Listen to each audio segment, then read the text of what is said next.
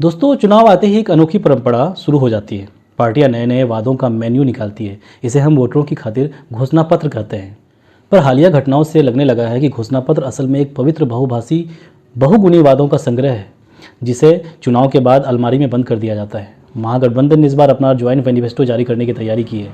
पहले हिस्से की घोषणा भी हो चुकी है। पूरा दस्तावेज अक्टूबर के आखिर में आने वाला बताया जा रहा है। जनता के लिए बड़े वादे, रोजगार, शिक्षा, बिजली लिखे जा रहे हैं और भाषणों में इन्हीं वादों को मंत्र की तरह दोहराया भी जा रहा है।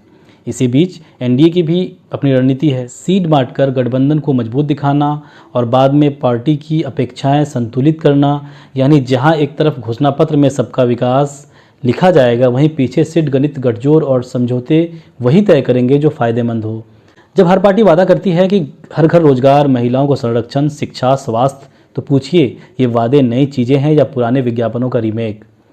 बहुत कुछ वही पुराना ही रिपैक किया जा रहा है, केवल फॉन्ट और रंग बदल दिए जाते हैं। यही नहीं, घोषणा पत्र के वादे अक्सर इतनी व्यापक भाषा में होती है कि उन्हें पूरा कर पाना प्रशासनिक रूप से मुश्किल ही नहीं, असंभव भी लगने लगता है।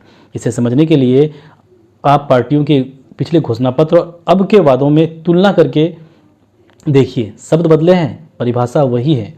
और सबसे बड़ा सच, जब वोट बैंक की गिनती और सीट राज आंदोलन निर्णायक बन जाए तो घोषणा पत्र का गणित अक्सर वोट और सबका बंटवारा की भाषा में बदल जाता है। यानी वादे वोट खींचने का औजार बनते हैं, नीतियां बनने का आधार नहीं। आज का सवाल यह है कि हम घोषणा पत्र को एक सत्यापन यंत्र बना सकते हैं क्या?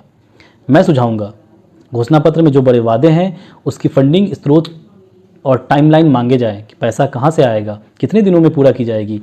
हर वादे को छोटे मेजरेबल स्टेप्स में बांटा जाए कि इतने इतने करके हम 5 साल में इस वादों को पूरा करेंगे।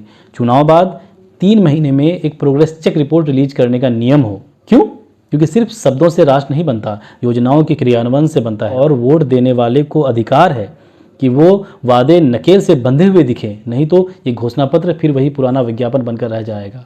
अगर घोषणा पत्र वाकई पवित्र है तो क्यों चुनाव के बाद उसे डस्टबिन ऑफ हिस्ट्री में फेंका जाता है?